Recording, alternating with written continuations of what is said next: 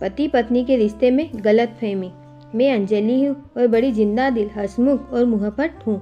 मेरे घर में भी ऐसे ही मुझे रखा गया जैसी कि मैं थी। मुझे ज़्यादा रोका टोका नहीं। ऐसा नहीं कि मुझे टोका नहीं गया। पहले पहले मेरी मम्मी पापा ने कोशिश की, लेकिन फिर उन्हें समझ आ गया कि मेरा स्वभाव ही कुछ ऐसा है। इस स्वभाव के चलते मेरे कई दोस्त भी बने। लड़कियां तो कम थी, लड़के ज़्यादा। मेरी माँ को मेरी चिंता रहती है कि कल को ससुराल जाएगी तो वहाँ क्या गुल खिलाएगी, पर मेरे पापा कहते हैं जो होगा अच्छा ही होगा। ऊपर वाले ने इसके लिए भी कुछ सोचा ही होगा। मेरी शादी की उम्र होते ही मेरे लिए रिश्ता ढूंढने घर वालों ने शुरू कर दिया। कई तो घर तक पहुँचते ही नहीं थे। उसके पहले ही केवल इसलिए मना कर देते थे कि लड़की बोलती बहुत है। अब बताओ भला यह भी कोई कारण हुआ किसी को रिजेक्ट करने का? लेकिन मुझे इन सब बातों से कोई फर्क नहीं पड़ता है।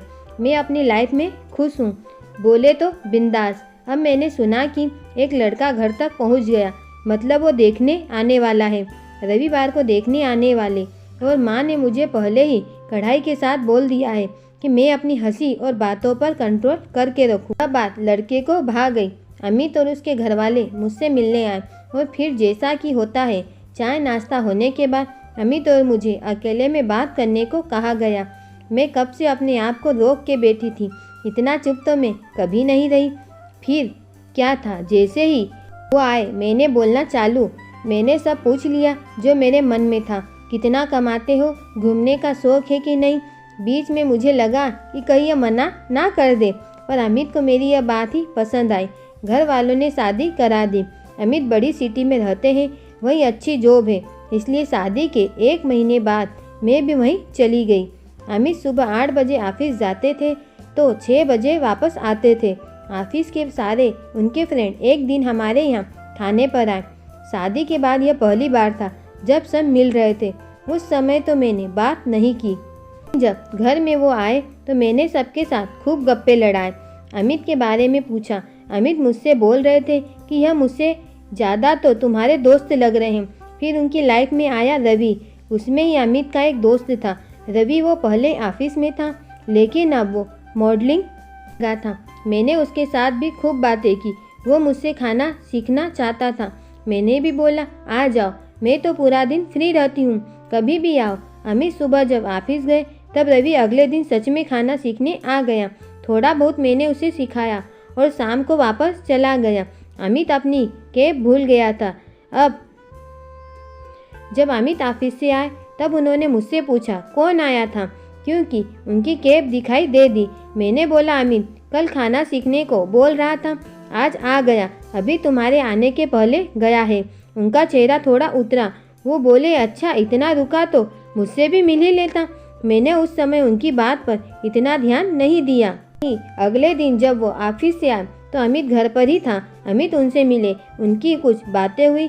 अमित को होने लगी जलन और गलतफहमी। जब वो गया तब वो बाथरूम में फ्रेश होकर, और जैसे ही मेरी आदत थी, मैं पूरी दिन की कहानी बड़ करके उनको बता रही थी।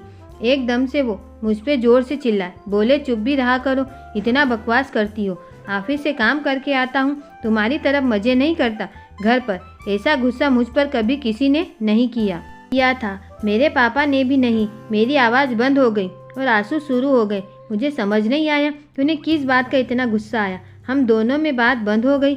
अगले दिन मैंने मम्मी को सारी कहानी सुनाई, क्योंकि मुझे नहीं पता था कि मैंने क्या किया जो इतना शांत रहने वाले अमित भी मुझ पर भड़क गए। माँ ने मुझे समझाया। मम्मी ने मुझे जोरदार डांट लगाई और बोला तुझे रवि को घर बुलाने की क्या ज़रूरत थी, मुझे समझ नहीं आया। माँ बोली कि बेटा वो अभी तुझे पूरी तरह जानता नहीं है और वो तेरा पति है, और तू अगर दूसरे किसी के साथ ज़्यादा घुलेगी तो हो सकता है कि उसे बुरा लगे। मुझे थोड़ा समझ आया कि उनका मूड क्यों खराब हुआ। अगले दिन फिर रवि आता है सीखने के लिए। अब रवि को कुछ प्रोजेक्ट मिल गया था तो 2-3 महीनों के लिए वो बाहर जाने वाला था। अमित ऑफिस से आए तब रवि को मैंने रोक रखा था। अमित का मुंह उतरा हुआ था। उसे देखकर और ज़्यादा खराब हो गया। बातों बातों में मैंने बोला कि मैं बहुत खुश हूँ, रवि को कोई प्रोजेक्ट मिला है, वो बाहर जा रहा है। साथ ही मैंने यह भी कहा कि फेमस हो जाओ तो प्लीज़ अपनी इस बहन को भूल न जाना। रवि बोला अरे बिल्कुल नहीं, अभी कुछ दिन से आपकी वजह से ही मेरा पेट ठीक है, वरना बाहर का खाकर इन्फेक्शन हो रहा था। अमित के चेहरा अब बदल गया था। उसके चेहरे पर बहन सुनकर इस्माइल आ गई थी। रवि गया। मैं अमित से बात अभी भी नहीं कर रही थी क्योंकि वो मुझ पर भड़का था। आज उनके तेवर बदल गए थे। मेरे पास में आना चाहते थे मुझे मनाने। फिर उन्होंने थोड़ी कोशिश की। तब मैंने बोला कि अगर आप कल क्यों गुस्सा हुए थे इस बारे में मुझे सही बता दोगे तो मैं मान जाऊंगी। वो बोले ऐसे ही कुछ, ऑफिस में ज़्यादा काम था। मैंने कहा नहीं, मुझे पता है। वो बोले क्या? मैं बोली पति पत्नी का रिश्ता विश्वास और भरोसे का है। आप अगर मुझे कुछ बताएंगे नहीं कि आप क्या सोच रहे हैं या क्या गलत फहमी पाल के बैठे हैं तो मुझे पता नहीं चलेगा। मैं समझती हूँ कि कितना भी सही हो, मन में ऐसे ख्याल आ जाते हैं। मैं होती तो शायद वही सोचती जो आपने सोचा, लेकिन हम बात करके एक दूसरे को समझ के सब बातें सॉल्व कर सकते हैं। उनके चेहरे पर एक बड़ी स्माइल थी। अब वो मुझे ज़्यादा समझने लगे। गलतफहमी एक बड़ी वजह है पति पत्नी के रिश्ते को कमज़ोर करने की।